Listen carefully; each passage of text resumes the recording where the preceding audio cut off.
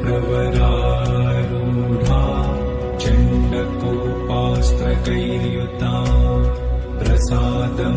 तनुते मह्यं चन्द्रघण्टेति विश्रुता पिण्डज प्रवरारूढा